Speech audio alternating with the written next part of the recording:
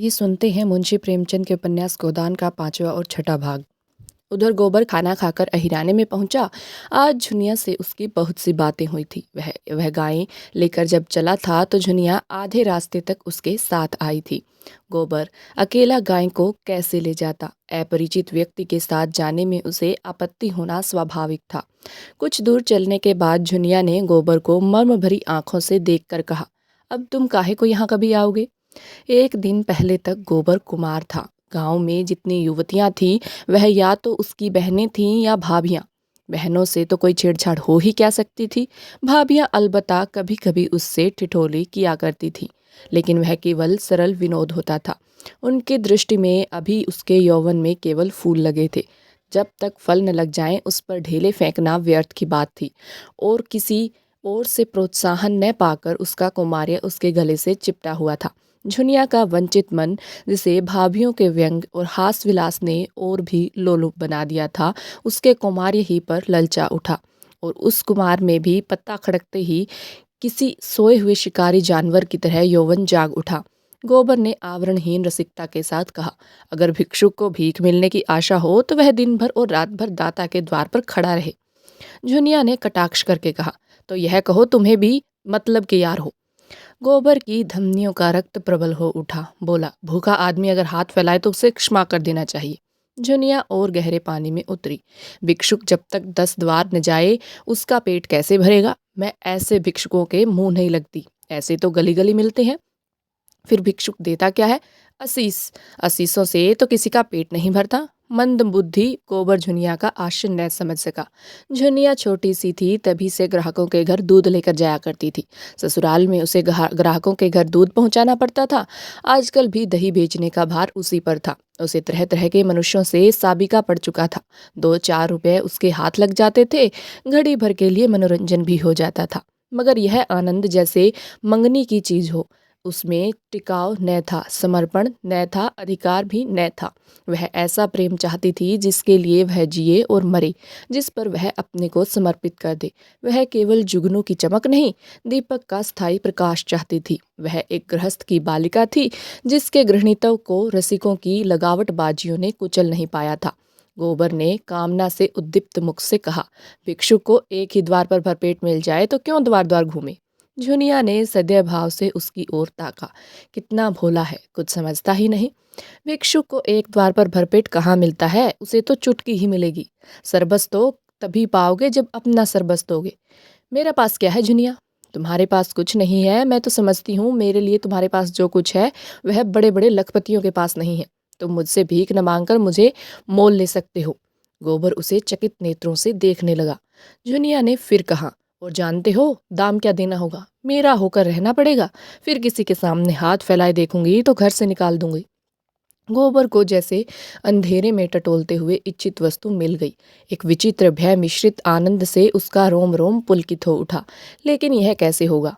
चुनिया को रख ले तो रखेली को लेकर घर में रहेगा कैसे? बिरादरी का झंझट जो है, सारा गांव कांव कांव करने लगेगा। सभी दुश्मन हो जाएंगे। अम्मा तो इसे घर में घुसने भी न देगी। लेकिन जब स्त्री होकर यह नहीं डरती तो पुरुष होकर वह क्यों डरे? बहुत होगा, लोग उसे अलग कर देंगे, वह अलग ही रहेगा। झुनिया जैसी औरत गांव में दूसरी कौन है? कितनी समझदारी की बातें करती है। क्या जानती नहीं कि मैं उसके जोग नहीं हूँ? फिर भी मुझसे प्रेम करती है, मेरी होने को राजी है। गांव वाले निकाल देंगे तो क्या संसार में दूसरा गांव ही नहीं है? और गांव क्यों छोड़े? माता दीन ने चमारिन बैठा ली तो किसी ने क्या कर लिया? दादा दीन दांत कटकटाकर रह गई। माता दीन ने इतना जरूर किया कि अपना धर्म बचा लिया। अब भी बिना स्नान पूजा किए मुंह में पानी नहीं डालते। दोनों जून अपना भोजन आप पकाते हैं और अब तो अलग भोजन नहीं पकाते। दाता दीन और वह साथ बैठकर खाते हैं। जिंगूरी सिंह ने बामनी रख ली, उनका किसी ने क्या कर लिया? उनका जितना आदर मान तब था उतना ही आज भी, बल्कि और बढ़ गया। पहले नौकरी खोजते फिरते थे, अब उसके रुपए से महाजन बन बैठे। ठकुराई का रोब तो था ही, महाजनी का रोब भी जम गया। मगर फिर ख्याल आया कहीं झुनिया दिल्लगी न कर रही हो। पहले इसकी ओर से निश्चिंत हो जाना आवश्यक था। उसने पूछा, मन से कहती हो झुना कि खाली लालच दे रही हो? मैं तो तुम्हारा हो चुका, लेकिन तुम भी हो जाओगी। तुम मेरे हो चुके कैसे जानूं? तुम जान भी चाहो तो दे दूं। जान देने का अर्थ भी समझते हो? तुम समझा दो ने। जान देने का अर्थ है साथ रहकर निबाह करना। एक बार हाथ पकड़कर उम्र भर निभा करते रहना, चाहे दुनिया कुछ कहे, चाहे माँ बाप भाई बंद घर द्वार सब कुछ छोड़ना पड़े। मुंह से जान देने वाले बहुतों को देख चुकी, भौरों की भांति फूल का रस लेकर उड़ जाते हैं, तुम भी वैसे ही न उड़ जाओगे। गोबर के एक हाथ में गाय की पगैया थी, दूसरे हाथ से उसने झुनिया का हाथ पकड़ लिया, जैसे बिजली के तार पर हाथ गया हो। सारी देह यौवन के पहले स्पर्श से कांप उठी। कितनी मुलायम गुदगुदी कोमल कलाई। झुनिया ने उसका हाथ हटाया नहीं, मानो इस स्पर्श का उसके लिए कोई महत्व ही न हो। फिर एक क्षण के बाद गंभीर भाव से बोली, आज तुमने मेरा हाथ पकड़ा है, याद रखना। खूब याद रखूंगा झुना, और मरते दम तक निभाऊंगा। जूनिया अविश्वास भरी मुस्कान से बोली, इसी तरह तो सब कहते हैं गोबर, बल्कि इससे भी मीठे चिकने शब्दों में। अगर मन में कपट हो तो मुझे बता दो, सचेत हो जाऊं। ऐसों को मन नहीं देती, उनसे तो खाली हंस बोल लेने का नाता रखती हूँ। बरसों से दूध लेकर बाजार जाती हूँ, एक से एक बाबू, महाजन, ठाकुर, वकील, अमले, अफसर अपना रसियापन दिखाकर मुझे फांस लेना चाहते हैं। कोई छाती पर हाथ रखकर कहता है, जुनिया तरसा मत, कोई मुझे रसीली नसीली चितवन से घूरता है, मानो मारे प्रेम के बेहोश हो गया हो। कोई रुपए दिखाता है, कोई गहने, सब मेरी गुलामी करने को तैयार रहती हैं, उम्र भर, बल्कि उस जन्म में भी। लेकिन मैं उन सबों की नस पहचानती हूँ, सब के सब भौरे रस लेकर उड़ जाने वाले। मैं भी उन्हें ललचाती हूँ, तिरछी नज़रों से देखती हूँ, मुस्कुराती हूँ। वह मुझे गधी बनाते हैं, मैं उन्हें उल्लू बनाती हूँ। मैं मर जाऊँ तो उनकी आंखों में आंसू न आएगा, वह मर जाएं तो मैं कहूँगी, अच्छा हुआ निगोड़ा मर गया। मैं तो जिसकी हो जाऊँगी उसकी जन्म भर के लिए हो जाऊँगी, सुख में दुख में, संपत में विपत में उसके साथ रहूँगी। हरजाई नहीं हूँ कि सबसे हंसती बोलती फिरूं, न रुपए की भूखी हूँ न गहने कपड़े की। बस भले आदमी का संग चाहती हूँ, जो मुझे अपना समझे और जिसे मैं भी अपना समझूं। एक पंडित जी बहुत तिलक मुद्रा लगाते हैं, आध सेर दूध लेते हैं। एक दिन उनकी घरवाली कहीं नेवते में गई थी, मुझे क्या मालूम, और दिनों की तरह दूध लिए भीतर चली गई। वहां पुकारती हूँ, बहू जी बहू जी, कोई बोलता ही नहीं। इतने में देखती हूँ तो पंडित जी बाहर के किवाड़ बंद किए चले आ रहे हैं। मैं समझ गई इसकी नीयत खराब है। मैंने डांट कर पूछा, तुमने किवाड़ क्यों बंद कर लिए? क्या बहू जी कहीं गई है? घर में सन्नाटा क्यों है? उसने कहा, वह एक नेवते में गई है, और मेरी ओर दो पग और बढ़ गया। मैंने कहा, तुम्हें दूध लेना हो तो लो, नहीं मैं जाती हूँ। बोला, आज तो तुम यहाँ से न जाने पाओगी झुनी रानी, रोज रोज कलेजे पर छुरी चलाकर भाग जाती हो, आज मेरे हाथ से न बचोगी। तुमसे सच कहती हूँ गोबर। मेरे रोए खड़े हो गए। गोबर आवेश में बोला, मैं बच्चा को देख पाऊं तो खोदकर जमीन में गाड़ दूं, खून चूस लूं, तुम मुझे दिखा तो देना। सुनो तो, ऐसों का मुंह तोड़ने के लिए मैं ही काफी हूँ। मेरी छाती धक धक करने लगी। यह कुछ बदमाशी कर बैठे तो क्या करूंगी? कोई चिल्लाना भी तो नहीं सुनेगा। लेकिन मन में यह निश्चय कर लिया था कि मेरी देह चोई तो दूध की बड़ी हांडी उसके मुंह पर पटक दूंगी। बला से 4-5 सेर दूध जाएगा, बच्चा को याद तो हो जाएगी। कलेजा मजबूत करके बोली, इस फेर में न रहना पंडित जी, मैं हीर की लड़की हूँ, मूंछ का एक एक बाल चुनवा लूंगी। यही लिखा है तुम्हारे पोथी पत्रे में कि दूसरों की बहू बेटी को अपने घर में बंद करके बेइज्जत करो, इसीलिए तिलक मुद्रा का जाल बिछाए बैठे हो, लगा हाथ जोड़ने पैरों पड़ने। एक प्रेमी का मन रख दोगी तो तुम्हारा क्या बिगड़ जाएगा? झूना रानी, कभी कभी गरीबों पर दया किया करो। नहीं, भगवान पूछेंगे, मैंने तुम्हें इतना रूपधन दिया था, तुमने उससे एक ब्राह्मण का उपकार भी नहीं किया, तो क्या जवाब दोगी? बोले, मैं विपन्न हूँ, रुपये पैसे का दान तो रोज ही पाता हूँ, आज रूप का दान दे दूँ। मैंने यूं ही उसका मन परखने को कह दिया, मैं 50 रुपए लूंगी। सच कहती हूँ गोबर। तुरंत कोठरी में गया और 10-10 के 5 नोट निकालकर मेरे हाथों में देने लगा। और जब मैंने नोट जमीन पर गिरा दिए और द्वार की ओर चली तो उसने मेरा हाथ पकड़ लिया। मैं तो पहले ही से तैयार थी, हांडी उसके मुंह पर दे मारी, सिर से पांव तक सरोबार हो गया। चोट भी खूब लगी। सिर पकड़कर बैठ गया और लगा हाय हाय करने। मैंने देखा अब यह कुछ नहीं कर सकता, तो पीठ में 2 लातें जमा दी और किवाड़ खोलकर भागी। गोबर ठट्ठा मारकर बोला, बहुत अच्छा किया तुमने, दूध से नहा गया होगा, तिलक मुद्रा भी धुल गई होगी, मूछें भी क्यों न उखाड़ ली। दूसरे दिन मैं फिर उसके घर गई। उसकी घरवाली आ गई थी, अपने बैठक में सिर में पट्टी बांधे पड़ा था। मैंने कहा, कहो तो कल की तुम्हारी करतूत खोल दूं पंडित? लगा हाथ जोड़ने। मैंने कहा, अच्छा थूक कर चाटो तो छोड़ दूं। सिर जमीन पर रगड़ कर कहने लगा, अब मेरी इज्जत तुम्हारे हाथ है जूना, यही समझ लो कि पंडिताइन मुझे जीता न छोड़ेंगी। मुझे भी उस पर दया आ गई। गोबर को उसकी दया बुरी लगी। यह तुमने क्या किया? उसकी औरत से जाकर कह क्यों नहीं दिया? जूतों से पीटती। ऐसे पखंडियों पर दया न करनी चाहिए। तुम मुझे कल उनकी सूरत दिखा दो, फिर देखना कैसी मरम्मत करता हूँ। जुनिया ने उसके अर्ध विकसित यौवन को देखकर कहा, तुम उसे न पाओगे, खासा देव है, मुफ्त का माल उड़ाता है कि नहीं। गोबर अपने यौवन का यह तिरस्कार कैसे सहता, डींग मारकर बोला, मोटे होने से क्या होता है, यहाँ फौलाद की हड्डियां हैं, 300 दंड रोज मारता हूँ, दूध घी नहीं मिलता, नहीं अब तक सीना यूं निकल आया होता। यह कहकर उसने छाती फैलाकर दिखाई। झुनिया ने आश्वस्त आंखों से देखा। अच्छा, कभी दिखा दूंगी, लेकिन यहाँ तो सभी एक से हैं। तुम किस किस की मरम्मत करोगे? न जाने मर्दों की क्या आदत है कि जहाँ कोई जवान सुंदर औरत देखी और बस लगे घूरने, छाती पीटने। और यह जो बड़े आदमी कहलाते हैं ये तो निरे लंपट होते हैं। फिर मैं तो कोई सुंदरी नहीं हूँ। गोबर ने आपत्ति की। तुम्हें देखकर तो यही जी चाहता है कि कलेजे में बिठा ले। जुनिया ने उसकी पीठ में हल्का सा घूंसा जमाया। लगे औरों की तरह तुम भी चापलूसी करने?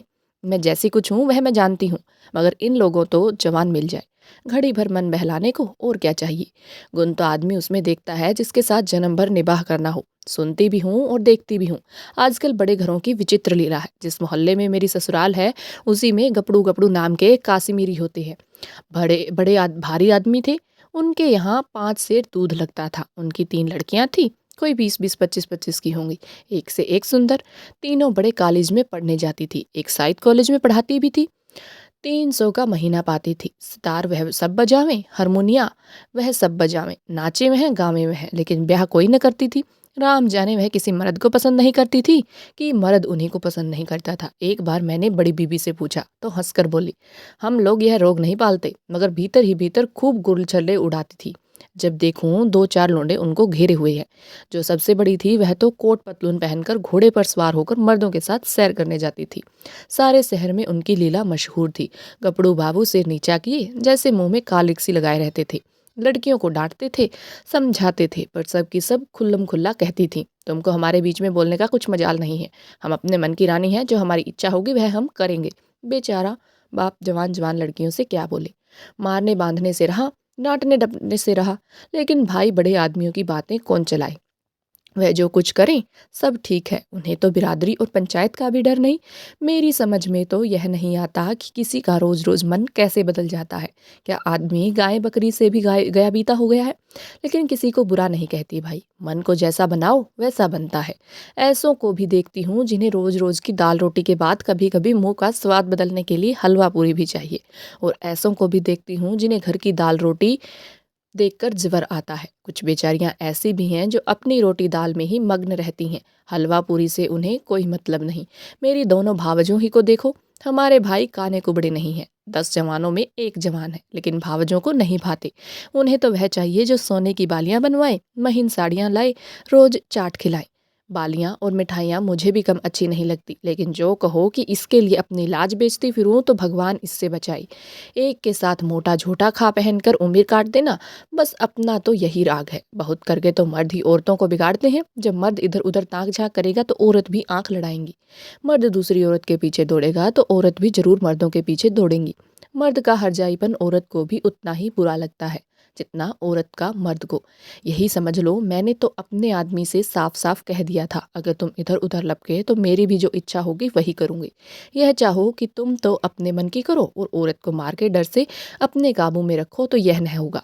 तुम खुले खजाने करते हो, वह छिप कर करेगी। तुम उसे जलाकर सूखी नहीं रख सकते। गोबर के लिए यह एक नई दुनिया की बातें थी। तन्मय होकर सुन रहा था।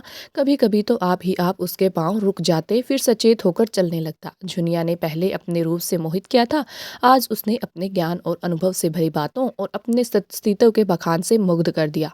ऐसी रूप गुण ज्ञान की आगरी उसे मिल जाए तो धन्य भाग। फिर वह क्यों पंचायत और बिरादरी से डरे। झुनिया ने जब देख लिया कि उसका गहरा रंग जम गया तो छाती पर हाथ रखकर जीभ दांत से काटती हुई बोली, अरे यह तो तुम्हारा गाँव आ गया। तुम भी बड़े मुर्रे हो। मुझसे कहा भी नहीं कि लौट जाओ। यह कहकर वह लौट पड़ी। गोबर ने आग्रह करके कहा, एक क्षण के लिए मेरे घर क्यों नहीं चली चलती? अम्मा की भी तो देख ले। जुनिया ने लज्जा से आंखें चुरा कर कहा, तुम्हारे घर यूं न जाऊंगी। मुझे तो यही अचरज होता है कि मैं इतनी दूर कैसे आ गई। अच्छा बताओ अब कब आओगे? रात को मेरे द्वार पर अच्छी संगत होती। चले आना, मैं अपने पिछवाड़े मिलूंगी। और जो न मिली तो लौट जाना। तो फिर मैं न आऊँगा? आना पड़ेगा, नहीं कहीं देती हूँ। तुम भी वचन दो कि मिलोगी। मैं वचन नहीं देती तो मैं भी नहीं आता, मेरी बला से। झुनिया अंगूठा दिखाकर चल दी। प्रथम मिलन में ही दोनों एक दूसरे पर अपना अपना अधिकार जमा चुके थे। झुनिया जानती थी वह आएगा, कैसे न आएगा। गोबर जानता था वह मिलेगी कैसे न मिलेगी। गोबर जब अकेला गाय को हाँकता हुआ चला तो ऐसा लगता था मानो स्वर्ग से गिर पड़ा है। भाग 6। जेठ की उदास और गर्म संध्या सेमरी की सड़कों और गलियों में पानी के छिड़काव से शीतल और प्रसन्न हो रही थी। मंडप के चारों तरफ फूलों और पौधों के गमले सजा दिए गए थे और बिजली के पंखे चल रहे थे। राय साहब अपने कारखाने में बिजली बनवा लेते थे।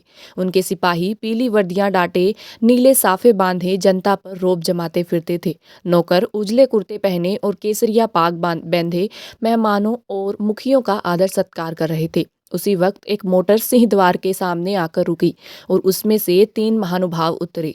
वह जो खद्दर का कुर्ता और चप्पल पहने हुए हैं, उनका नाम पंडित ओंकारनाथ है।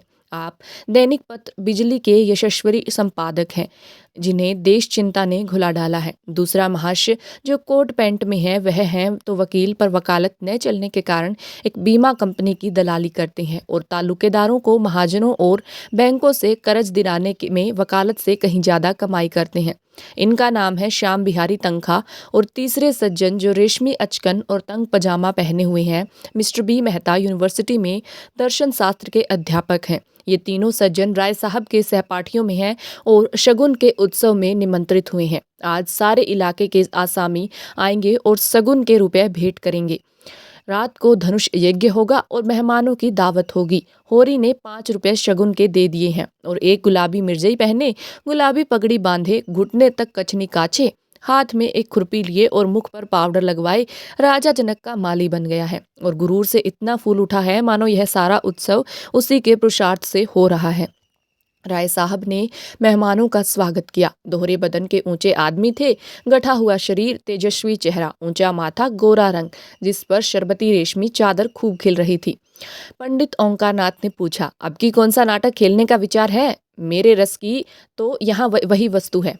राय साहब ने तीनों सज्जनों को अपनी रावटी के सामने कुर्सियों पर बैठाते हुए कहा, पहले तो धनुष यज्ञ होगा, उसके बाद एक प्रहसन। नाटक कोई अच्छा न मिला, कोई तो इतना लंबा कि शायद 5 घंटों में भी खत्म न हो, और कोई इतना क्लिष्ट कि शायद यहाँ एक व्यक्ति भी उसका अर्थ न समझे। आखिर मैंने स्वयं एक प्रहसन लिख डाला जो 2 घंटे में पूरा हो जाएगा। ओंकारनाथ को राय साहब की रचना शक्ति में बहुत संदेह था। उनका ख्याल था कि प्रतिभा तो गरीबी में ही चमकती है, दीपक की भांति जो अंधेरे ही में अपना प्रकाश दिखाता है। उपेक्षा के साथ जिसे छिपाने की भी उन्होंने चेष्टा नहीं की, पंडित ओंकारनाथ से मुंह फेर लिया। मिस्टर तनखा इन बेमतलब की बातों में न पड़ना चाहते थे, फिर भी राय साहब को दिखा देना चाहते थे कि इस विषय में उन्हें कुछ बोलने का अधिकार है। बोले, नाटक कोई अच्छा भी हो सकता है अगर उसके अभिनेता अच्छे हों। अच्छे से अच्छा नाटक बुरे अभिनेताओं के हाथ में पड़कर बुरा हो सकता है। जब तक स्टेज पर शिक्षित अभिनेत्रियां नहीं आती, हमारी नाट्य कला का उद्धार नहीं हो सकता। अब की तो आपने काउंसिल में प्रश्नों की धूम मचा दी। मैं तो दावे के साथ कह सकता हूँ कि किसी मेंबर का रिकॉर्ड इतना शानदार नहीं है। दर्शन के अध्यापक मिस्टर मेहता इस प्रशंसा को सहन न कर सकते थे। विरोध तो करना चाहते थे, पर सिद्धांत की आड़ में। उन्होंने हाल ही में एक पुस्तक कई साल के परिश्रम से लिखी थी। उसकी जितनी धूम होनी चाहिए थी, उसकी शतांश भी नहीं हुई थी। इससे वह बहुत दुखी थे। बोले, भाई मैं प्रश्नों का कायल नहीं, मैं चाहता हूँ हमारा जीवन हमारे सिद्धांतों के अनुकूल हो। आप कृषकों के शुभेच्छु हैं, उन्हें तरह तरह की रियायत देना चाहते हैं, जमींदारों के अधिकार छीन लेना चाहते हैं, बल्कि उन्हें आप समाज का शाप कहते हैं। फिर भी आप जमींदार हैं, वैसे ही जमींदार जैसे हजारों और जमींदार हैं। अगर आपकी धारणा है कि कृषकों के साथ रियायत होनी चाहिए, तो पहले आप खुद शुरू करें। काश्तकारों को बगैर नजराने लिए पट्टे लिख दें, बेगार बंद कर दें, इजाफा लगान को तिलांजलि दे दें, चरावर जमीन छोड़ दें। मुझे उन लोगों से जरा भी हमदर्दी नहीं है जो बातें तो करते हैं कम्युनिस्टों की सी, मगर जीवन है रईसों का सा, उतना ही विलासमय, उतना ही स्वार्थ से भरा हुआ। राय साहब को आघात पहुंचा। वकील साहब के माथे पर बल पड़ गए और संपादक जी के मुंह से जैसे कालिख लग गई।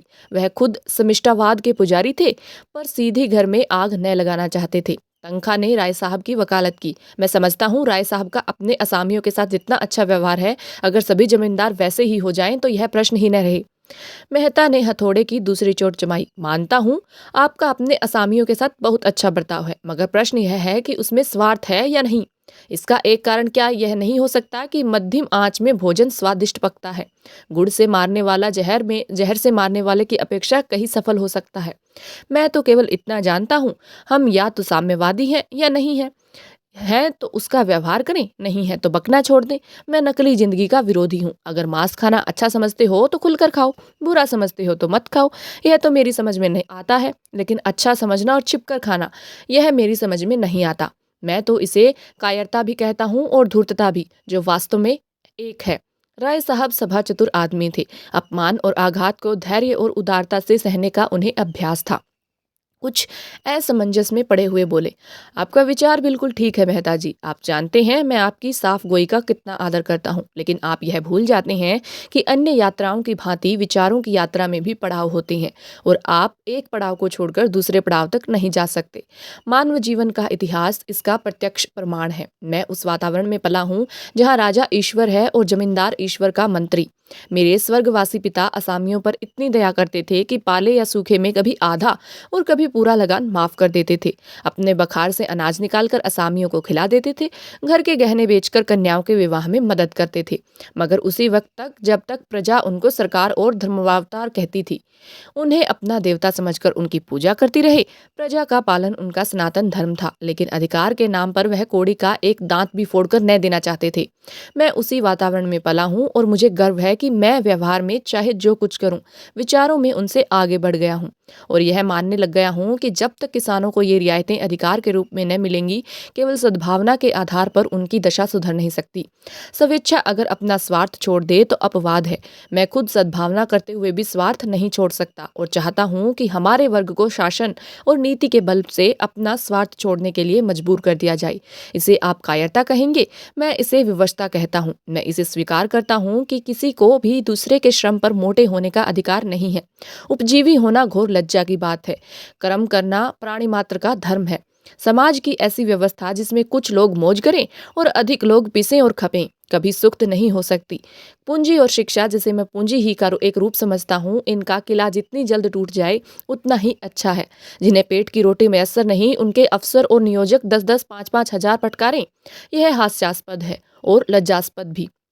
इस व्यवस्था ने हम जमींदारों में कितनी विलासिता, कितना दुराचार, कितनी पराधीनता और कितनी निर्लज्जता भर दी है, यह मैं खूब जानता हूँ। लेकिन मैं इन कारणों से इस व्यवस्था का विरोध नहीं करता। मेरा तो यह कहना है कि अपने स्वार्थ की दृष्टि से भी उनका अनुमोदन नहीं किया जा सकता। इस शान को निभाने के लिए हमें अपनी आत्मा की इतनी हत्या करनी पड़ती है कि हमें आत्माभिमान का नाम भी नहीं रहा।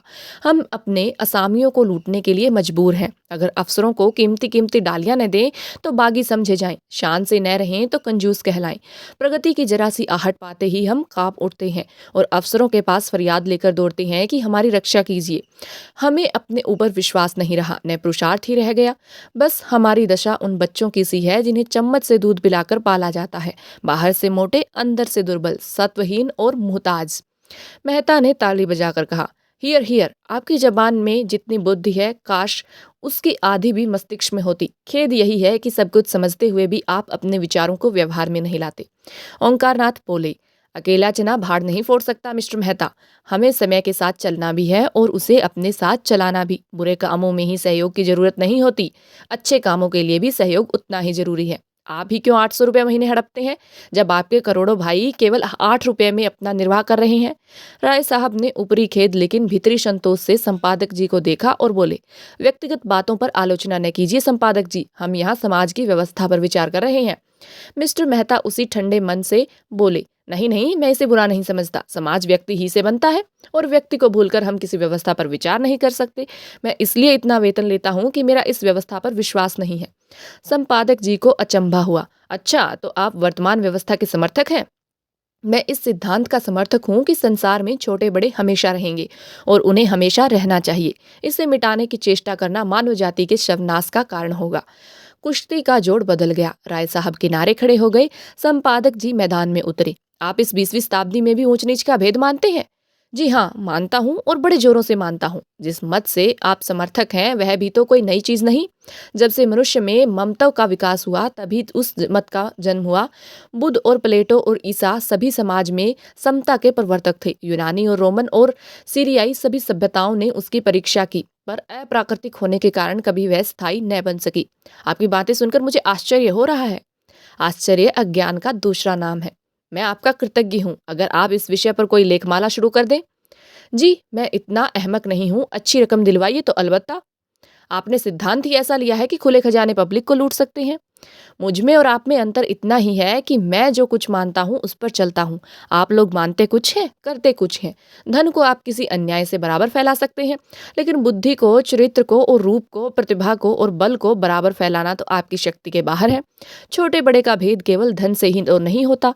मैंने बड़े बड़े धन कुबेरों को भिक्षुकों के सामने घुटने टेकते देखता है, और आपने भी देखा होगा, रूप के चौखट पर बड़े बड़े महिप नाक रगड़ते हैं। क्या यह सामाजिक विषमता नहीं है? आप रूप की मिसाल देंगे। यहाँ इसके सिवाय और क्या है कि मील के मालिक ने राज कर्मचारी का रूप ले लिया है। बुद्धि तब भी राज करती थी, अब भी करती है और हमेशा करेगी। तश्तरी में पान आ गए थे।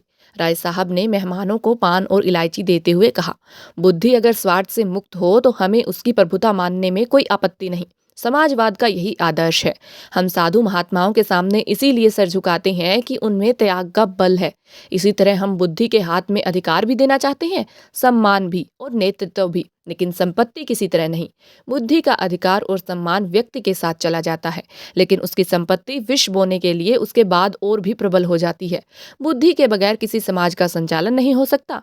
हम केवल इस बिच्छू का डांक तोड़ देना चाहते हैं। दूसरी मोटर आ पहुंची और मिस्टर खन्ना उतरे, जो एक बैंक के मैनेजर और शक्कर मिल के मैनेजिंग डायरेक्टर हैं। दो देवियां भी उनके साथ थीं। राय साहब ने दोनों देवियों को उतारा। वह जो खद्दर की साड़ी पहने बहुत गंभीर और विचारशील सी हैं, मिस्टर खन्ना की पत्नी कामिनी खन्ना है। दूसरी महिला जो ऊंची एड़ी का जूता पहने हुए हैं और जिनकी मुख छवि पर हंसी फूटी पड़ी है, मिस मालती हैं। आप इंग्लैंड से डायरेक्टरी पढ़ाई हैं और अब प्रैक्टिस करती हैं। तालुकेदारों के महलों में उनका बहुत प्रवेश है। आप नए युग की साक्षात प्रतिमा है। गात कोमल पर चपलता कूट कूट कर भरी हुई, झिझक या संकोच का कहीं नाम नहीं। मेकअप में प्रवीण, बला की हाजिर जवाब, पुरुष मनोविज्ञान की अच्छी जानकार, आमोद प्रमोद को जीवन का तत्व समझने वाली, लुभाने और रिझाने की कला में निपुण। जहाँ आत्मा का स्थान है वहाँ प्रदर्शन, जहाँ हृदय का स्थान है वहाँ हाव भाव, मनोद्गारों पर कठोर निग्रह, जिसमें इच्छा या अभिलाषा का लोप सा हो गया। अपने मिस्टर मेहता से हाथ मिलाते हुए कहा, सच कहती हूँ, आप सूरज से ही फिलासफर मालूम होते हैं।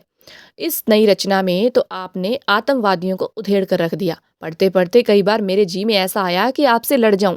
फिलोसफरों से में सहृदयता क्यों गायब हो जाती है? मेहता झेप गए।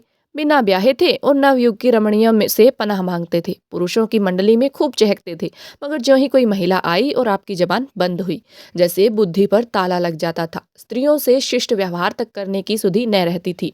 मिस्टर खन्ना ने पूछा, फिलोसफरों की सूरत में क्या खास बात होती है देवी जी? मालती ने मेहता की ओर दया भाव से देखकर कहा, मिस्टर मेहता बुरा न माने तो बतला दूं। खन्ना मिस मालती के उपासकों में थे। जहां मिस मालती जाए वहां खन्ना का पहुंचना लाजिम था। उनके आसपास भौरे की तरह मंडराते रहते थे। हर समय उनकी यही इच्छा रहती थी कि मालती से अधिक वही बोले, उनकी निगाह अधिक से अधिक उन्हीं पर रहे। खन्ना ने आंख मारकर कहा, फिलोसफर किसी की बात का बुरा नहीं मानते, उनकी यही सिफ्त है। तो सुनिए, फिलोसफर हमेशा मुर्दा दिल होते हैं। जब देखिए अपने विचारों में मगन बैठे हैं, आपकी तरफ ताकेंगे मगर आपको देखेंगे नहीं। आप उनसे बातें किए जाएं, कुछ सुनेंगे नहीं, जैसे शून्य में उड़ रहे हों। सब लोगों ने कहका मारा। मिस्टर मेहता जैसे जमीन में गड़ गए। ऑक्सफोर्ड में मेरे फिलोसफी के प्रोफेसर मिस्टर हस्बैंड थे। खन्ना ने टोका, नाम तो निराला है। जी हाँ, और थे कंवारे। मिस्टर मेहता भी तो कंवारे हैं। यह रोग सभी फिलोसफरों को होता है। अब मेहता को अवसर मिला, बोले, आप भी तो इसी मर्ज में गिरफ्तार हैं। मैंने प्रतिज्ञा की है किसी फिलोसफर से शादी करूंगी और यह वर्ग शादी के नाम से घबराता है। हस्बैंड साहब तो स्त्री को देखकर घर में छिप जाते थे। उनके शिष्यों में कई लड़कियां थी। अगर उनमें से कोई कभी कुछ पूछने के लिए उनके ऑफिस में चली जाती थी तो आप ऐसे घबरा जाते जैसे कोई शेर आ गया हो।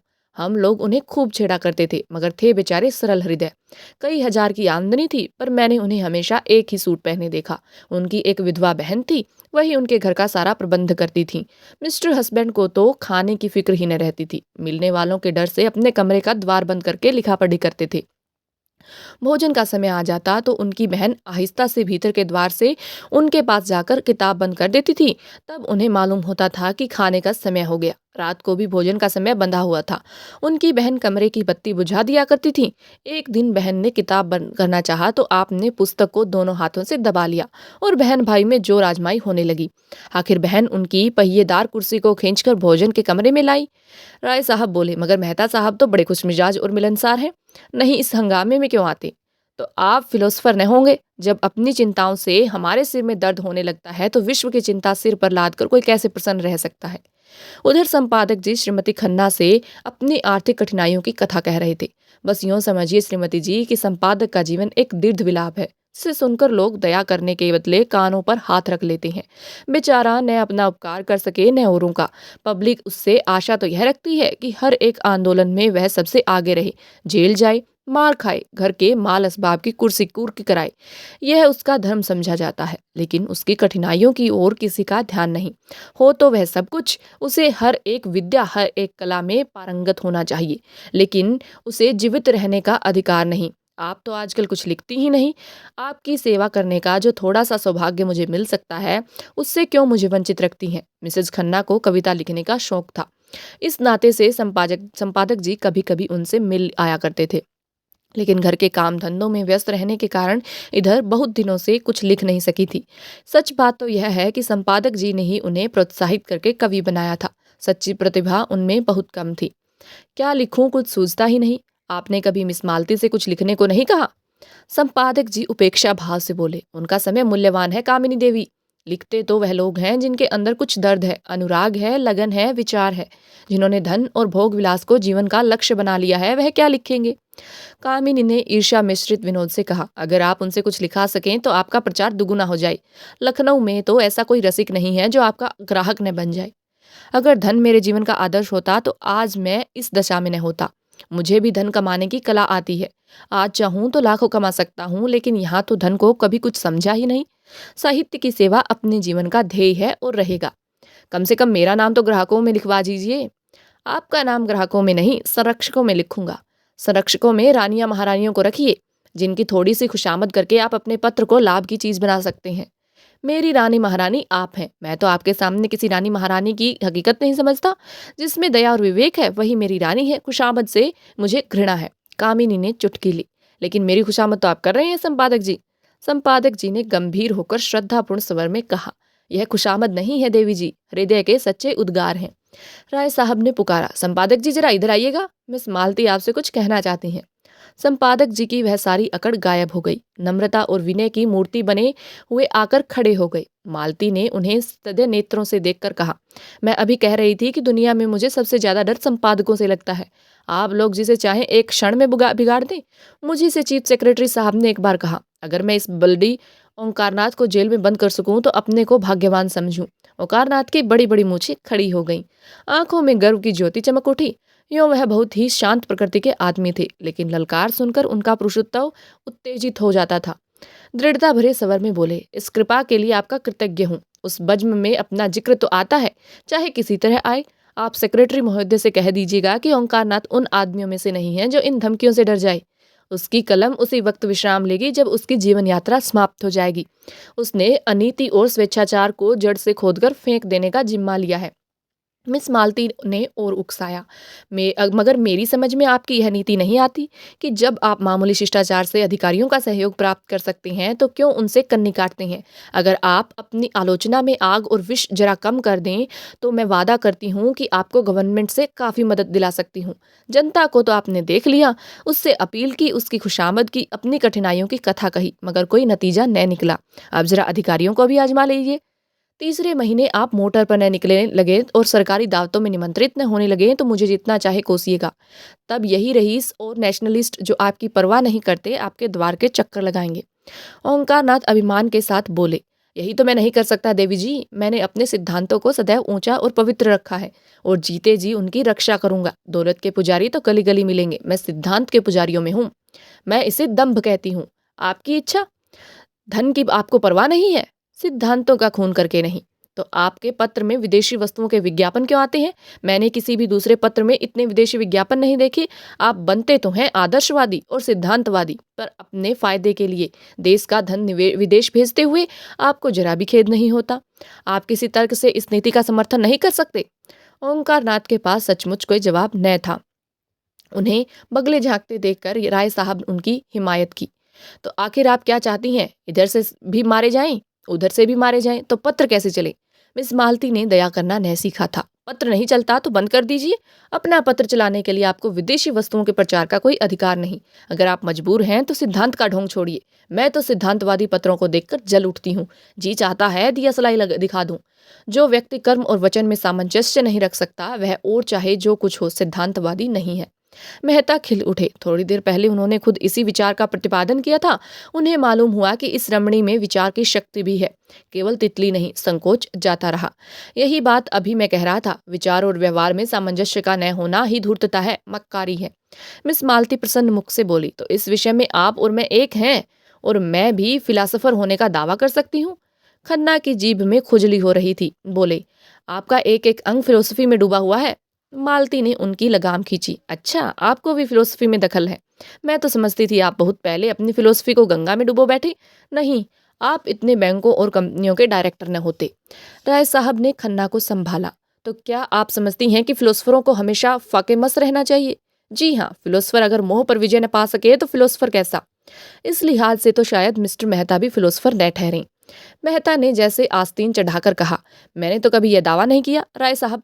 मैं तो इतना ही जानता हूँ कि जिन औजारों से लोहार काम करता है, उन्हीं औजारों से सोनार नहीं करता। क्या आप चाहते हैं आम भी उसी दशा में फले फूले जिसमें बबूलियत आड़? मेरे लिए धन केवल उन सुविधाओं का नाम है जिनमें मैं अपना जीवन सार्थक कर सकूं। धन मेरे लिए बढ़ने और फलने फूलने वाली चीज नहीं, केवल साधन है।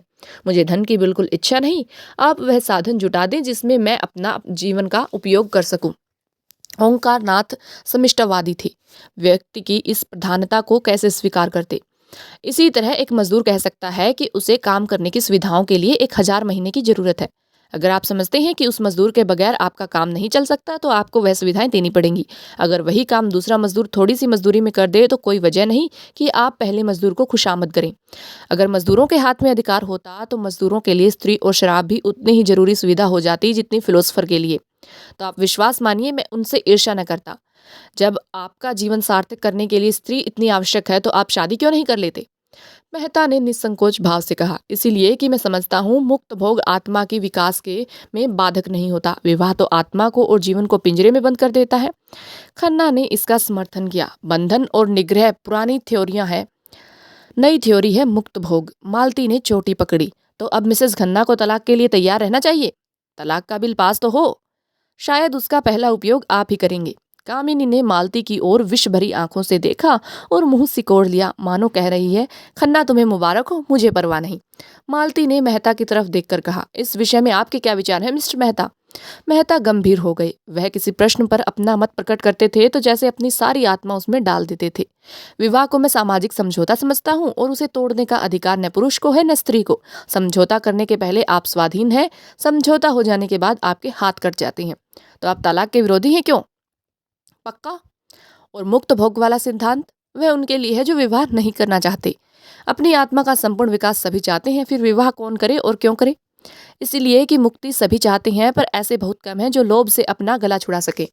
आप श्रेष्ठ किसे समझते हैं, विवाहित जीवन को या अविवाहित जीवन को? समाज की दृष्टि से विवाहित जीवन को, व्यक्ति की दृष्टि से अविवाहित जीवन को। धनुष यज्ञ का अभिनय निकट था। 10 से 1 तक धनुष यज्ञ, 1 से 3 तक प्रहसन, यह प्रोग्राम था। भोजन की तैयारी शुरू हो गई। मेहमानों के लिए बंगले में रहना अलग अलग प्रबंध था। खन्ना परिवार के लिए 2 कमरे रखे गए थे। और भी कितने ही मेहमान आ गए थे। सभी अपने अपने कमरों में गए और कपड़े बदल बदल कर भोजनालय में जमा हो गए। यहाँ छूत छात का कोई भेद न था। सभी जातियों और वर्णों के लोग साथ भोजन करने बैठे। केवल संपादक ओंकारनाथ सबसे अलग अपने कमरे में फलाहार करने गए, और कामिनी खन्ना को सिर में दर्द हो रहा था।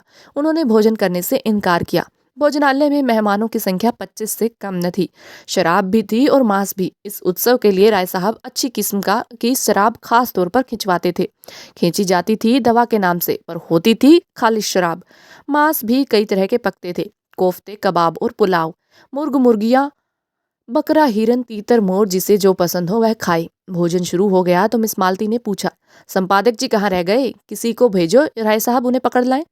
राय साहब ने कहा, वह वैष्णव है, उन्हें यहाँ बुलाकर क्यों बेचारे का धर्म नष्ट करोगी? बड़ा ही आचारनिष्ठ आदमी है। अजी और कुछ न सही तमाशा तो रहेगा। सहसा एक सज्जन को देखकर उसने पुकारा, आप भी तशरीफ रखिए। मिर्जा खुर्शेद, यह काम आपको सुपुर्दे। आपकी लियाकत की परीक्षा हो जाएगी। मिर्जा खुर्शद गोरे चिट्टे आदमी थे, भूरी भूरी मूछें, नीली आंखें, दोहरी देह, चांद के बाल, सफा चट। शकलियां अचकन और चूड़ीदार पाजामा पहने थे, ऊपर से हैट लगा लेते थे। वोटिंग के समय चौंक पड़ते थे और नेशनलिस्टों की तरफ वोट देते थे। सूफी मुसलमान थे, 2 बार हज कर आए थे, मगर शराब खूब पीते थे। कहते थे जब हम खुदा का एक हुक्म भी कभी नहीं मानते तो दीन के लिए क्यों जान दे। बड़े दिल लगी बाज, बेफिक्रे जीव थे। पहले बसरे में ठीक का कारोबार करते थे, लाखों कमाए, मगर शामत आई कि एक मेम से आशनाई कर बैठे। मुकदमेबाजी हुई, जेल जाते जाते बचे। 24 घंटे के अंदर मुल्क से निकल जाने का हुक्म हुआ। जो कुछ जहां था वहीं छोड़ा और सिर्फ 50,000 लेकर भाग खड़े हुए। बम्बई में उनके एजेंट थे, सोचा था उनसे हिसाब किताब कर लें और जो कुछ निकलेगा उसी में जिंदगी काट देंगे, मगर एजेंटों ने जाल करके उनसे वह 50,000 भी ऐंठ लिए। निराश होकर वहां से लखनऊ चले। गाड़ी में एक महात्मा से साक्षात हुआ। महात्मा जी ने उन्हें सब्ज बाग दिखाकर उसकी घड़ी, अंगूठियां, रुपए सब उड़ा लिए। बेचारे लखनऊ पहुंचे तो देह के कपड़ों के सिवा और कुछ न था। राय साहब से पुरानी मुलाकात थी। कुछ उनकी मदद से और कुछ अन्य मित्रों की मदद से एक जूते की दुकान खोल ली। वह अब लखनऊ की सबसे चलती हुई जूते की दुकान थी। 400-500 रोज की बिक्री थी। जनता को उन पर थोड़े ही दिनों में इतना विश्वास हो गया कि एक बड़े भारी मुस्लिम तालुकेदार को नीचा दिखाकर काउंसिल में पहुंच गए। अपनी जगह पर बैठे बैठे बोले, जी नहीं, मैं किसी का दिन नहीं बिगाड़ता। यह काम आपको खुद करना चाहिए। मजा जब है जब आप उन्हें शराब पिलाकर छोड़ें। यह आपके हुस्न के जादू की आजमाइश है। चारों तरफ से आवाजें आई, हाँ हाँ मिस मालती, आज अपना कमाल दिखाइए। मालती ने मिर्जा को ललकारा, कुछ इनाम दोगे? 100 रुपए की एक थैली। हुश, 100 रुपए? लाख रुपए का धर्म बिगाड़ू 100 के लिए? अच्छा, आप खुद अपनी फीस बताइए। 1,000 कोड़ी कम नहीं। अच्छा मंजूर। जी नहीं, लाकर मेहता जी के हाथ में रख दीजिए। मिर्जा जी ने तुरंत 100 रुपए का नोट जेब से निकाला और उसे दिखाते हुए खड़े होकर बोले, भाइयों, यह हम सब मर्दों की इज्जत का मामला है। अगर मिस मालती की फरमाइश न पूरी हुई तो हमारे लिए कहीं मुंह दिखाने की जगह न रहेगी। अगर मेरे पास 5 रुपए होते तो मैं मिस मालती को एक एक अदा पर 1,00,000 कुर्बान कर देता। एक पुराने शायर ने अपने माशूक के एक काले तिल पर समरकंद और बोखारा के सूबे कुर्बान कर दिए थे। आज आप सभी साहबों की जवारमंदी और हुस्न परस्ती का इम्तिहान है। जिसके पास जो कुछ हो, सच्चे सूरमा की तरह निकाल कर रख दें। आपको इल्म की कसम, माशूक की अदाओं की कसम, अपनी इज्जत की कसम, पीछे कदम न हटाइए। मर्दों, रुपए खर्च हो जाएंगे, नाम हमेशा के लिए रह जाएगा। ऐसा तमाशा लाखों में भी सस्ता है। देखिए लखनऊ के हसीनों की रानी एक जाहिद पर अपने हुस्न का मंत्र कैसे चलाती है। भाषण समाप्त करते ही मिर्जा जी ने हर एक की जेब की तलाशी शुरू कर दी। पहले मिस्टर खन्ना की तलाशी हुई। उनकी जेब से 5 रुपए निकले। मिर्जा ने मुंह फीका करके कहा, वाह खन्ना साहब वाह, नाम बड़े दर्शन छोटे। इतनी कंपनियों के डायरेक्टर, लाखों की आमदनी और आपकी जेब में 5 रुपए? लाहौल बिला कुबत। कहाँ है मेहता? आप जरा जाकर मिसेज खन्ना से कम 100 रुपए वसूल कर लाएं।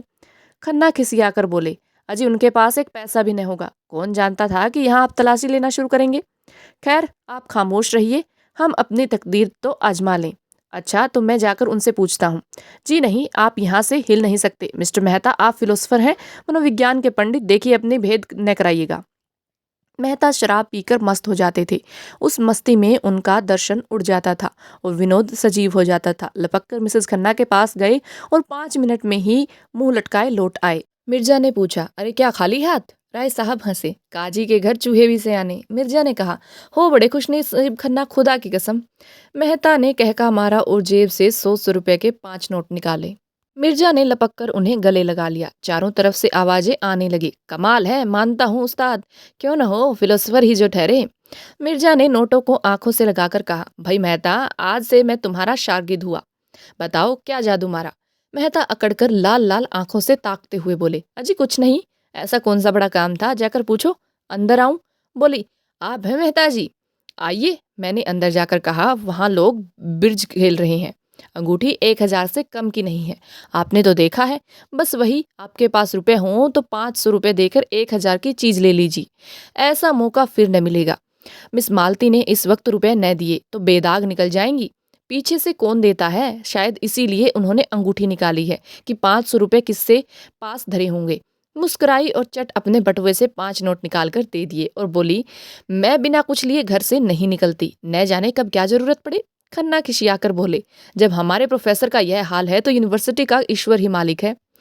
खुर्शेद ने घाव पर नमक छिड़का, अरे तो ऐसी कौन सी बड़ी रकम है जिसके लिए आपका दिल बैठा जाता है? खुदा झूठ न बुलवाए तो यह आपकी एक दिन की आमदनी है। समझ लीजिएगा, एक दिन बीमार पड़ गए हो जाएगा भी तो मिस मालती ही के हाथ में। आपके दर्द जिगर की दवा मिस मालती ही के पास तो है। मालती ने ठोकर मारी। देखिए मिर्जा जी, तबेले में लतियाहुज अच्छी नहीं। मिर्जा ने दुम हिलाई। कान पकड़ता हूँ देवी जी। मिस्टर तनखा की तलाशी हुई। मुश्किल से 10 रुपए निकले। मेहता की जेब से केवल अठन्नी निकली। कई सज्जनों ने एक एक 2-2 रुपए खुद दे दिए। हिसाब जोड़ा गया तो 300 की कमी थी। यह कमी राय साहब ने उदारता के साथ पूरी कर दी। संपादक जी ने मेवे और फल खाए थे और जरा कमर सीधी कर रहे थे कि राय साहब ने जाकर कहा, आपको मिस मालती याद कर रही हैं? खुश होकर बोले, मिस मालती मुझे याद कर रही हैं? धन्य भाग। राय साहब के साथ ही हाल में आ विचरे। उधर नौकरों ने मेजें साफ कर दी थी।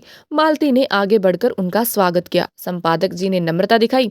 बैठिए, तकल्लुफ न कीजिए, मैं इतना बड़ा आदमी नहीं हूँ। मालती ने श्रद्धा भरे स्वर में कहा, आप तकल्लुफ समझते होंगे, मैं समझती हूँ, मैं अपना सम्मान बढ़ा रही हूँ। यूँ आप अपने को कुछ समझे और आपको शोभा भी नहीं देता। लेकिन यहाँ जितने सज्जन जमा हैं सभी आपकी राष्ट्र और साहित्य सेवा से भली भांति परिचित हैं। आपने इस क्षेत्र में जो महत्वपूर्ण काम किया है, अभी चाहे लोग उसका मूल्य न समझे, लेकिन वह समय बहुत दूर नहीं है। मैं तो कहती हूँ वह समय आ गया है जब हर एक एक नगर में आपके नाम की सड़कें बनेंगी, क्लब बनेंगे, टाउन हॉलों में आपके चित्र लटकाए जाएंगे। इस वक्त जो थोड़ी बहुत जागृति है वह आप ही के महान उद्योग का प्रसाद है। आपको यह जानकर आनंद होगा कि देश में अब आपके ऐसे अनुयायी पैदा हो गए हैं जो आपके देहात सुधार आंदोलन में आपका हाथ बटाने के उत्सुक हैं। और उन सज्जनों की बड़ी इच्छा है कि यह काम संगठित रूप से किया जाए और एक देहात सुधार संघ स्थापित किया जाए जिसके आप सभापति हों। ओंकार नाथ के जीवन में यह पहला अवसर था कि उन्हें चोटी के आदमियों में इतना सम्मान मिले। यूँ वह कभी कभी आम जलसों में बोलते थे और कई सभाओं के मंत्री और उपमंत्री भी थे, लेकिन शिक्षित समाज में अब तक उनकी उपेक्षा ही की थी। उन लोगों में वह किसी तरह मिल न पाते थे, इसीलिए आम जलसों में उनकी निष्क्रियता और स्वार्थंधता की शिकायत किया करते थे और अपने पत्र में एक एक को रगेते थे। कलम तेज थी, वाणी कठोर, साफ गोई की जगह उच्छृंखलता कर बैठते थे, इसलिए लोग उन्हें खाली ढोल समझते थे। उसी समाज में आज उनका इतना सम्मान। कहाँ है आज स्वराज और स्वाधीन भारत और हंटर के संपादक? आकर देखें और अपना कलेजा ठंडा करें। आज अवश्य ही देवताओं की उन पर कृपा दृष्टि है। सदुद्योग कभी निष्फल नहीं जाता, यह ऋषियों का वाक्य है। वह स्वयं अपनी नजरों में उठ गई। कृतज्ञता से पुलकित होकर बोले, देवी जी आप तो मुझे कांटों में घसीट रही हैं। मैंने तो जनता की जो कुछ भी सेवा की अपना कर्तव्य समझकर की। मैं इस सम्मान को अपना नहीं, उस उद्देश्य का सम्मान समझ रहा हूँ जिसके लिए मैंने अपना जीवन अर्पित कर दिया है। लेकिन मेरा नम्र निवेदन है कि प्रधान का पद किसी प्रभावशाली पुरुष को दिया जाए। मैं पदों में विश्वास नहीं रखता, मैं तो सेवक हूँ और सेवा करना चाहता हूँ। मिस मालती ने इसे किसी तरह स्वीकार नहीं कर सकती थी। सभापति पंडित जी को बनना पड़ेगा। नगर में उसे ऐसा प्रभावशाली व्यक्ति दूसरा नहीं दिखाई देता। जिसकी कलम में जादू है, जिसकी जबान में जादू है, जिसके व्यक्तित्व में जादू है, वह कैसे कहता है कि वह प्रभावशाली नहीं है? वह जमाना गया जब धन और प्रभाव में मेल था, अब प्रतिभा और प्रभाव के मेल का युग है। संपादक जी को यह पद अवश्य स्वीकार करना पड़ेगा। मंत्री मिस मालती होंगी। इस सभा के लिए 1000 का चंदा भी हो गया है और अभी तो सारा शहर और प्रांत पड़ा हुआ है। 4-5 लाख मिल जाना मामूली बात है। ओंकार नाथ पर कुछ नशा सा चढ़ने लगा। उनके मन में जो एक प्रकार की फुरहरी उठ रही थी उसने गंभीर उत्तरदायित्व का रूप धारण कर लिया। बोले, मगर आप यह समझ लें मिस मालती कि यह बड़ी जिम्मेदारी का काम है और आपको अपना बहुत समय देना पड़ेगा। मैं अपनी तरफ से आपको विश्वास दिलाता हूँ कि आप सभा भवन में मुझे सबसे पहले मौजूद पाएंगी। मिर्जा जी ने पुचारा दिया, आपका बड़े से बड़ा दुश्मन भी यह नहीं कह सकता कि आप अपना फर्ज अदा करने में कभी किसी से पीछे रहे। मिस मालती ने देखा शराब कुछ कुछ असर करने लगी है तो और भी गंभीर बनकर बोली, अगर हम लोग इस काम की महानता न समझते तो न यह सभा स्थापित होती और न आप इसके सभापति होते। हम किसी रईस या तालुकेदार को सभापति बनाकर धन खूब बटोर सकते हैं और सेवा की आड़ में स्वार्थ सिद्ध कर सकते हैं, लेकिन यह हमारा उद्देश्य नहीं। हमारा एकमात्र उद्देश्य जनता की सेवा करना है और उसका सबसे बड़ा साधन आपका पत्र है।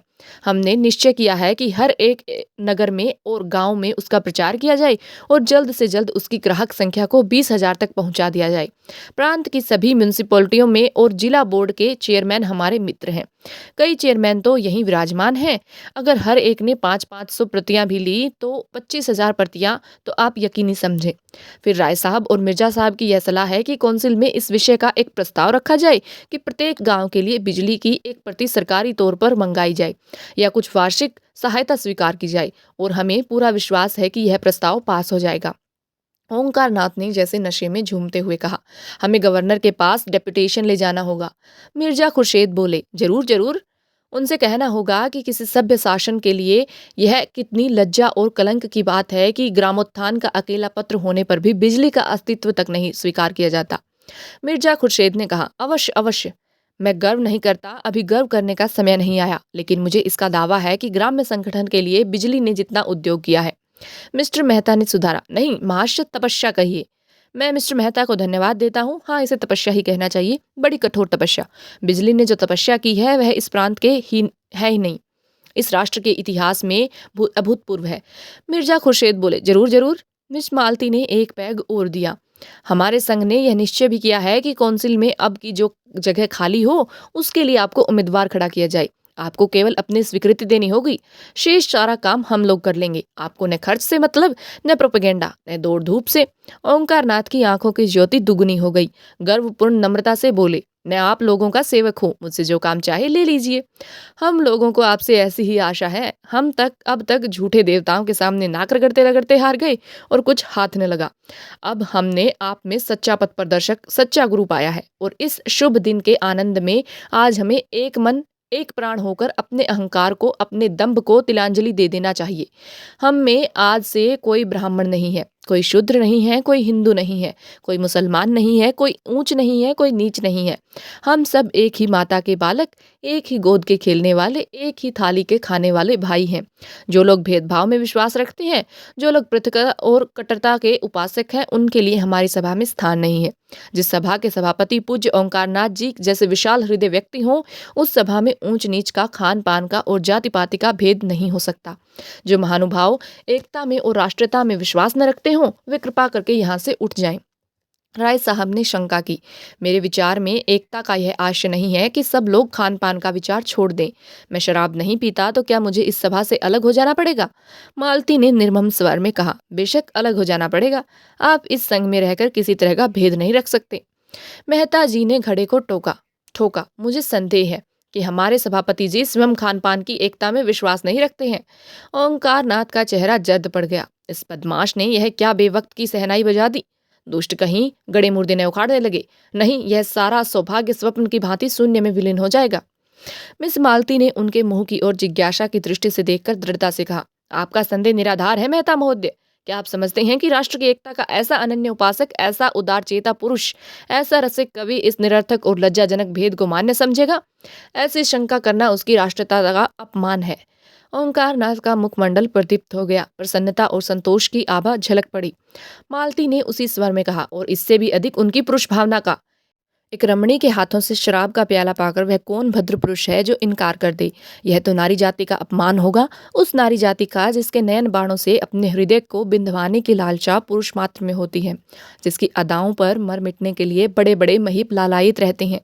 लाइए बोतल और प्याले और दौड़ चलने दीजिए। इस महान अवसर पर किसी तरह की शंका, किसी तरह की आपत्ति राष्ट्रद्रोह से कम नहीं। पहले हम अपने सभापति की सेहत का जाम पिएंगे। बर्फ, शराब और सोडा पहले ही से तैयार था। मालती ने ओंकारनाथ को अपने हाथों से लाल विष से भरा हुआ गिलास दिया और उन्हें कुछ ऐसी जादू भरी चितवन से देखा कि उनकी सारी निष्ठा, सारी वर्ण श्रेष्ठता काफूर हो गई। मन ने कहा, सारा आचार विचार परिस्थितियों के अधीन है।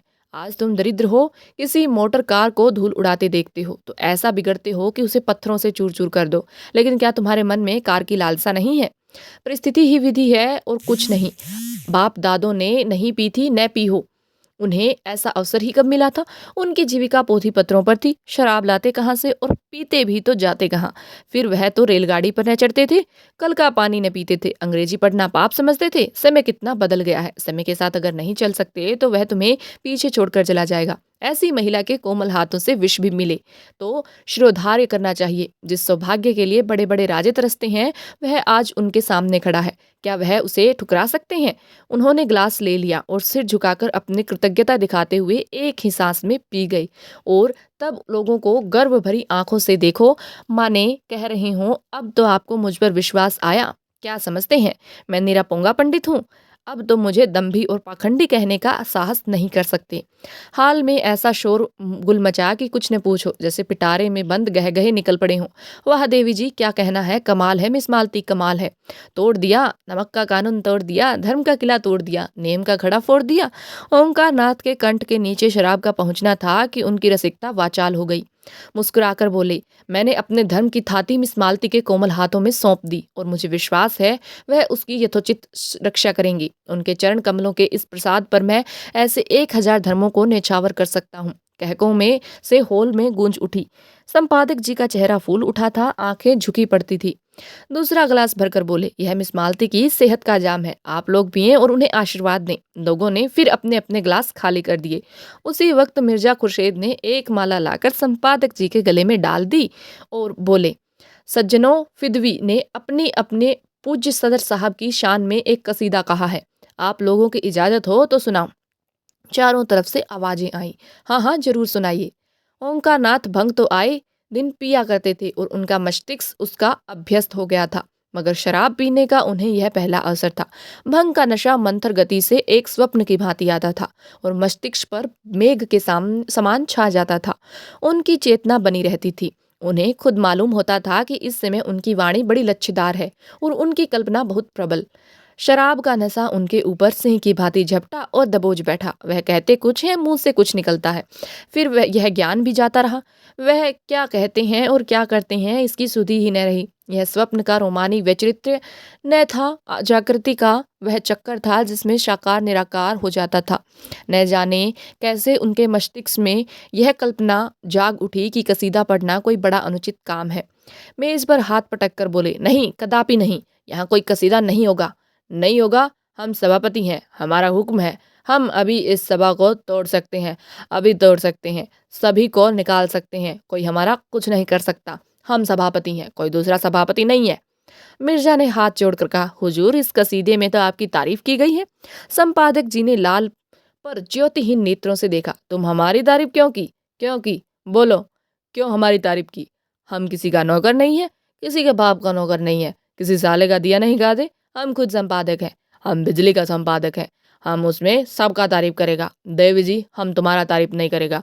हम कोई बड़ा आदमी नहीं है, हम सबका गुलाम है, हम आपका चरण राज है। मालती देवी हमारी लक्ष्मी, हमारा सरस्वती, हमारी राधा।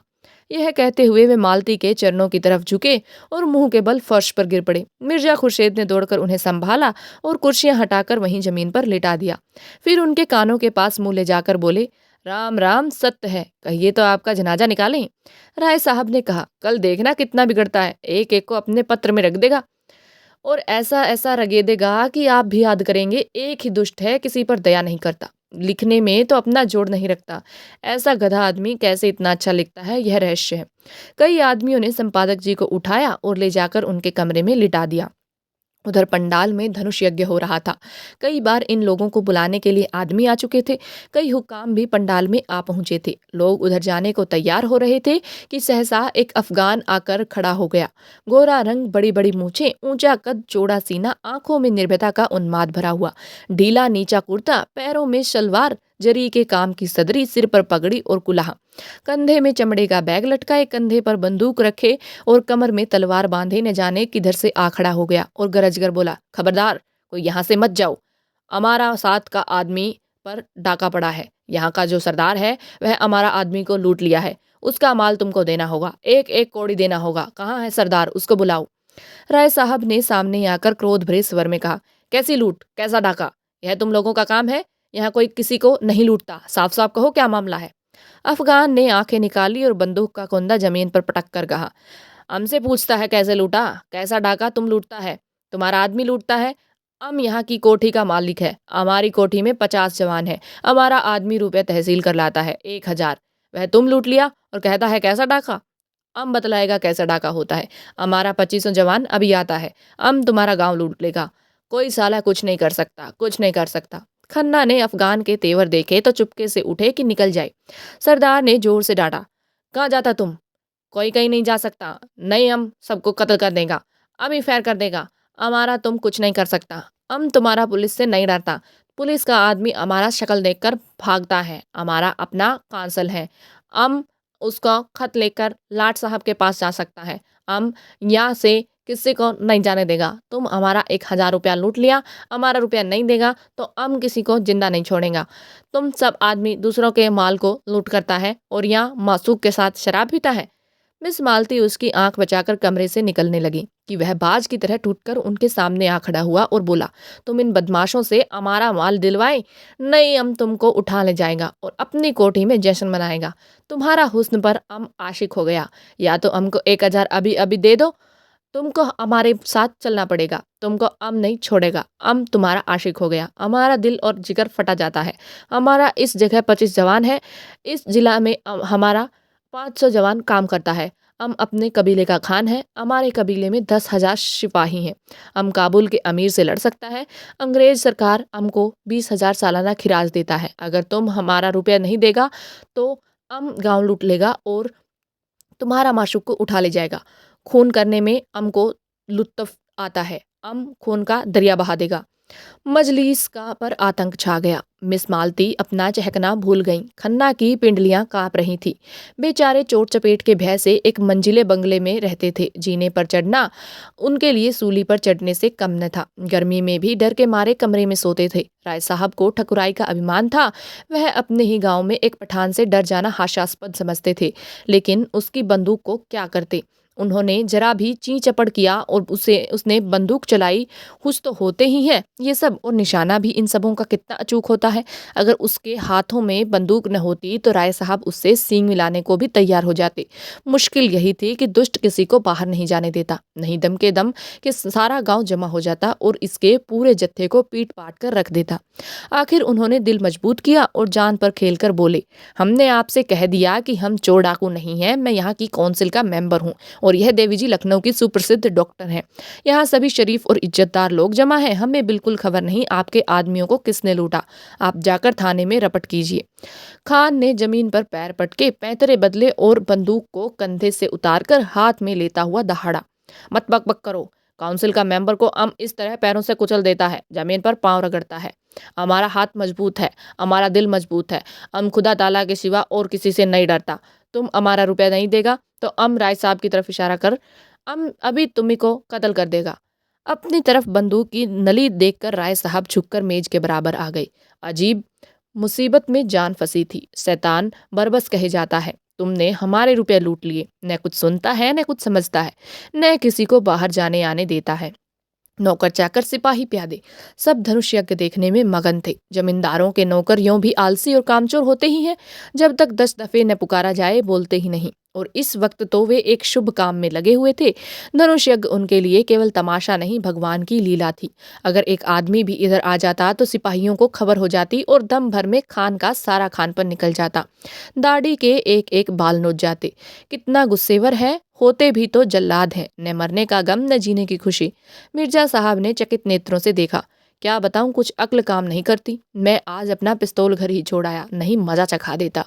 खन्ना रोना मुंह बनाकर बोले, कुछ रुपया देकर किसी तरह इस बला से टालिए। राय साहब ने मालती की ओर देखा। देवी जी, अब आपकी क्या सलाह है? मालती का मुखमंडल तमतमा रहा था। बोली, होगा क्या, मेरी इतनी बेइज्जती हो रही है और आप लोग बैठे देख रहे हैं। 20 मर्दों के होते एक उजड़ा पठान मेरी इतनी दुर्गति कर रहा है और आप लोगों के खून में जरा भी गर्मी नहीं आती। आपको जान इतनी प्यारी है, क्यों एक आदमी बाहर जाकर शोर नहीं मचाता? क्यों आप लोग इस पर झपटकर इसके हाथ से बंदूक छीन लेते? बंदूक ही तो चलाएगा, चलाने दो। एक या दो की जान ही तो जाएगी, जाने दो। मगर देवी जी मर जाने को जितना आसान समझती थी और उस लोग न समझते थे। कोई आदमी बाहर निकलने की फिर हिम्मत करे और पठान गुस्से में आकर 10-5 फैर कर दे तो यहाँ सफाया हो जाएगा। बहुत होगा पुलिस उसे फांसी की सजा दे देगी। वह भी क्या ठीक, एक बड़े कबीले का सरदार है। उसे फांसी देते हुए सरकार भी सोच विचार करेगी। ऊपर से दबाव पड़ेगा। राजनीति के सामने न्याय को कौन पूछता है? हमारे ऊपर उल्टे मुकदमे दायर हो जाएं और दंडकारी पुलिस बिठा दी जाए तो आश्चर्य नहीं। कितने मजे से हंसी मजाक हो रहा था। अब तक ड्रामा का आनंद उठाते होते इस शैतान ने आकर एक नई विपत्ति खड़ी कर दी, और ऐसा जान पड़ता है बिना दो एक खून किए मानेगा भी नहीं। खन्ना ने मालती को फटकारा, देवी जी, आप तो हमें ऐसे लताड़ रही हैं मानो अपनी प्राण रक्षा करना कोई पाप है। प्राण का मोह प्राणी मात्र में होता है, और हम लोगों में भी हो तो कोई लज्जा की बात नहीं। आप हमारी जान इतनी सस्ती समझती हैं, यह देखकर मुझे खेद होता है। 1,000 का ही तो मामला है, आपके पास मुफ्त के 1,000 है, उसे देकर क्यों नहीं विदा कर देती आप? खुद अपनी बेइज्जती करा रही हैं हमसे, हमारा इसमें क्या दोष? राय साहब ने गर्म होकर कहा, अगर इसने देवी जी को हाथ लगाया तो चाहे मेरी लाश यहीं तड़पने लगे, मैं उससे भिड़ जाऊंगा। आखिर वह भी आदमी ही तो है।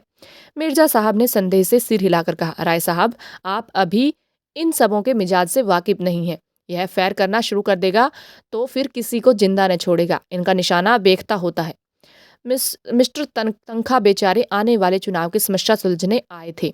10-5 हजार का वारा न्यारा करके घर जाने का स्वप्न देख रहे थे। यहाँ जीवन ही संकट में पड़ गया। बोले, सबसे सरल उपाय वही है जो अभी खन्ना जी ने बतलाया। 1,000 ही की तो बात है, और रुपए मौजूद हैं, तो आप लोग क्यों इतना सोच विचार कर रही हैं? मिस मालती ने तनखा को तिरस्कार भरी आंखों से देखा।